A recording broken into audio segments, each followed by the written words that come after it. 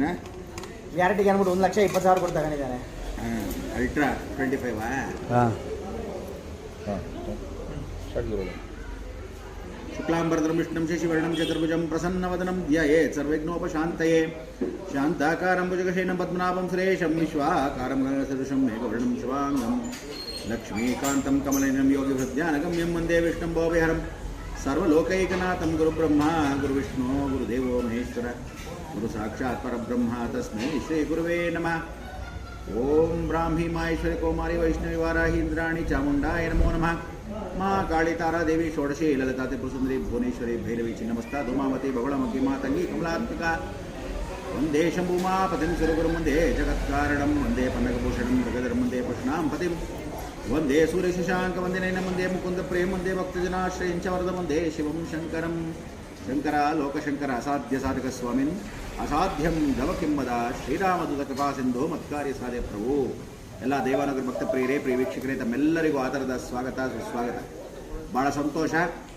ಇವತ್ತು ಬಹಳ ವಿಶೇಷವಾಗಿರ್ತಕ್ಕಂಥ ಮಹಾಕಾಳಭೈರವ ವಾರಣಾಸ್ಯಂ ಭೈರವೋ ದೇವೋ ಸಂಸಾರ ಭಯನಾಶನಂ ಅನೇಕ ಜನ್ಮ ಕೃತಂ ಪಾಪಂ ದರ್ಶನ ನಶ್ಯತಿ. ಕಾಲಚಕ್ರವನ್ನು ತಿರುಗಿಸ್ತಕ್ಕಂಥ ಈ ಮಹಾಕಾಳಭೈರವ ಜಗಜ್ಜನನಿಯ ಕೃಪಾಶೀರ್ವಾದದಿಂದ ಪರಮೇಶ್ವರನ ಒಂದು ಅಂಶದಿಂದ ಪರಿಪೂರ್ಣವಾಗಿರ್ತಕ್ಕಂಥ ಜನನ.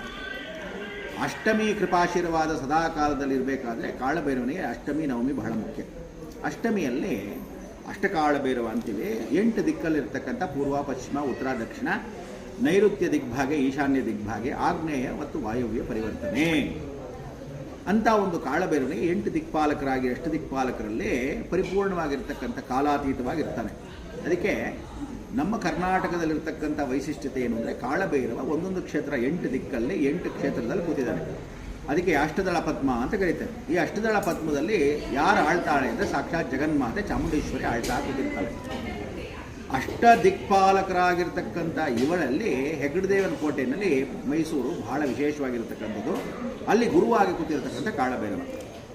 ತದನಂತರ ಕಾಳಭೈರವ ಕೂತಿರ್ತಕ್ಕಂಥದ್ದು ವಿಶೇಷವಾಗಿ ಜಮದಗ್ನಿ ಪ್ರತಿಷ್ಠಾಪಿತ ಅಂತ ಹೇಳಿ ಕೂತಿರ್ತಕ್ಕಂಥದ್ದು ನಾವು ನೀವು ಎಲ್ಲ ನೋಡಿರ್ತಕ್ಕಂಥ ಉತ್ನಾಳಮ್ಮ ಅಂತ ಕೆಳಭಾಗದಲ್ಲಿ ಕೂತಿದ್ದಾರೆ. ಅಲ್ಲಿ ಕೂತಿರ್ತಕ್ಕಂಥ ಜಮದಗ್ನಿ ಪ್ರತಿಷ್ಠಾಪಿತ ಕಾಳಭೈರವ.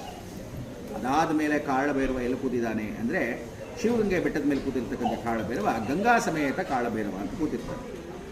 ಅದೇ ಕೆಂಪೇಗೌಡರಿಗೆ ಆಶೀರ್ವಾದ ಮಾಡಬೇಕಾದ್ರೆ ಚಂದ್ರಚೂಡೇಶ್ವರ ಚಂದ್ರಶೇಖರ ಅಂತ ಕರೀತಾರೆ. ಅದಕ್ಕೆ ಅವನ್ನೇ ಮಾಗಡಿಯಲ್ಲಿ ಕೂತಿರ್ತಕ್ಕಂಥ ಚಂದ್ರಶೇಖರನಿಂದ ಕೂತಿದ್ದಾನೆ. ಅಲ್ಲಿ ಸಾಕ್ಷಾತ್ ವಾಣಿ ಕಮಲ ಜಾತರ ಮಣಿ ವೀಣಪಾಣಿ ಪಾಹಿಮ. ವಾಣಿ ಅಂದರೆ ಸರಸ್ವತಿ ಅಂತ ಕೂತಿದ್ದಾನೆ. ಸರಸ್ವತಿ ಜ್ಞಾನಾನಂದಮಯಂ ನಿರ್ಮಲಾ ಸ್ಫಟಿಕಾಕೃತಿಂ ಆಧಾರಂ ಸರ್ವವಿದ್ಯಾನಾಂ ಹೈಕ್ರೀಂ ಉಪಾಸ್ಮಹೇ. ಆ ಸರಸ್ವತಿ ಜೊತೆ ಕೂತ್ಕೊಂಡಾಗ ಜ್ಞಾನವನ್ನು